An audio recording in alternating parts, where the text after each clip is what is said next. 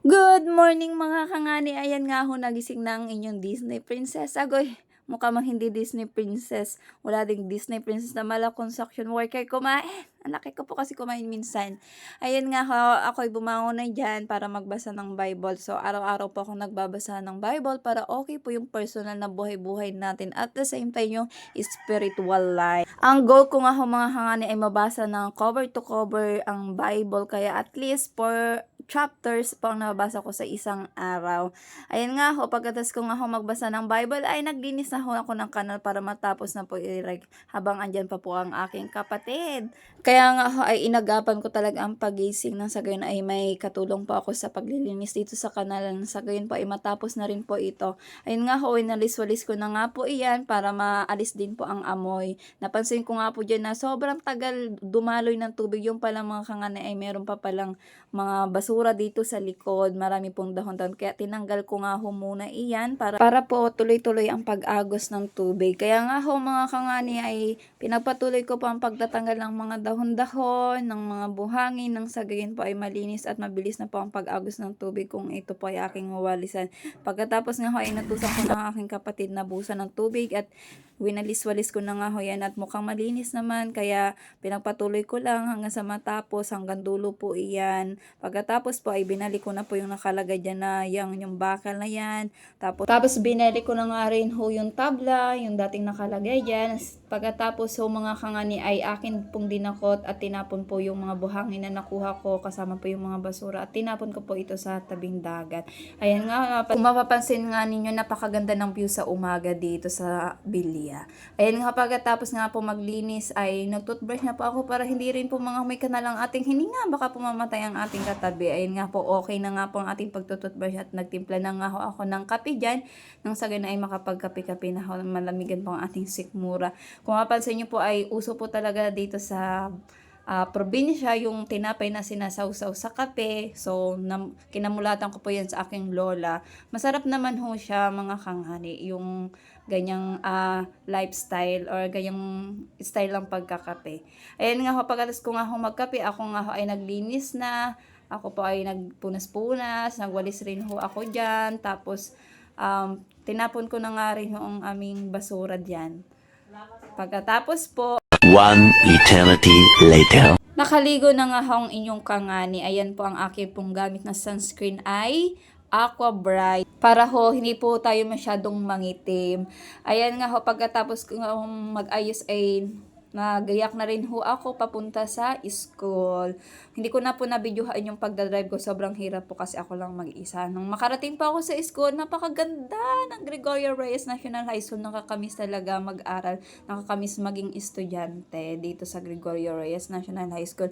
Ayan po ang mga estudyante. Shout out nga ho sa inyo. Ayan ho, sobrang sipag naman itong nasa ilalim ng puno ng Nara. Nagasagot po yata ito sila ng kanilang activity. Kung mapansin nyo po mga kapitbahay ko lang ho, ang mga yan, taga Purok 5 po ang iba dyan. Yan si Sheila, si Bunsoy, at saka yan si Kenneth, ang aking kapitbahay, kalapit-bahay lang po talaga. Sobrang sipag ng mga batang ito. Parang ako lang ho dati. Ayan nga ho, isa sa namiss ko dito sa eskwela, itong hagdan. Yung kung gusto nyong pumayat, pwede naman kayong akyat baba dito mga ilang hakbang bago kayo makarating dito sa taas. Nang sa gayon na may mabawasan yung mga taba-taba. Ayan nga ho, pagkatapos ay pumunta na nga ho ako sa aking sadya. Nang sa gayon ay matapos na nga ako. Pagkalabas ko nga ho, ay nakita ko nga itong mga mag-aaral na ito. Ayan ho, si Chris Ann, mukhang galit na galit pa ho siya sa akin. Ang dami ha sinasabi. Ayan nga po mga kangani, in-highlight ko nga rin ho itong isa kong kapitbahay dati sa Kumaya. Napakagandang bata. At pagkalabas ko nga ho mga kangani, nakita ko si Sir Carl. Tawang-tawa nga ho siya sa akin yan at ako nga daw ho pala ay vlogger na talaga. Ayan po, napakapalangiti po ng guro na ito at mabait din po. Ayan nga ho, pati si Donna ay sabi niya isama ko. E di sinama ko nga ho siya. Shout out sa iyo Donna. Alam nyo pa mga kangani, itong mga guro na to, si Sir Carl, si Sir Razel, at saka si Sir Romeo. Ayan po, sila po yung mga guro ko dati. At naabutan ko pa po sila nung ako po ay high school. Pero mga kangani, hindi po nagbabago talaga ang kanilang mga mukha. Sana all mga sir. Ayan nga ho, ako umuwi na niyan. Ayan, shoutout sa mga estudyanteng nasama sa video. And po may nagkaway-kaway pa nga ho dyan na estudyante. Shoutout sa inyo. Ako nga ho ay pauwi na at pupunta pa ho kaming bayan.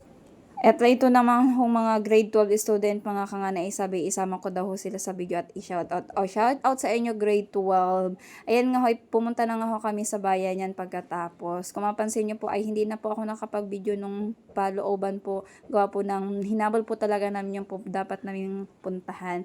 Ayan nga, pumunta na nga ho kami sa Inbel muna bago kami umuwi. Kung mapapansin nyo po ay stress na stress itong si Jampong. Akala nyo naman po ay sobrang daming bibilhin. Alam nyo ang bibilhin? Ayan lang ho, kopi ko blanca lang pala ang bibilhin. Ang inutos po ng kanyang mama.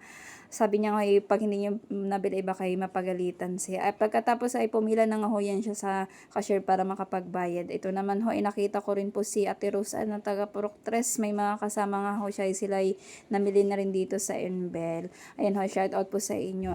Ayan nga ho, sabi ni Ate Rose, andyan ay sobrang napaproud daw po siya sa lahat ng taga-Bilya na po masasalit.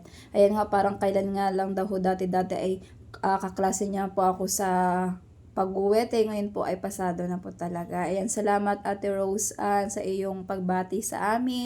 Ayan nga ho mga kangani, pagkatapos ay kami umuwi na rin ho para hindi maaga po kami at hindi kami magabihan. Pero bago ko po ento mga kangani, nais ko lang hong i-shout out si Cristino Fernandez Jumao. Yan, shout out po sa iyo. Ayan nga ho mga kangani, kami umuwi na po hanggang dito na lang po. Maraming salamat po. Bye-bye!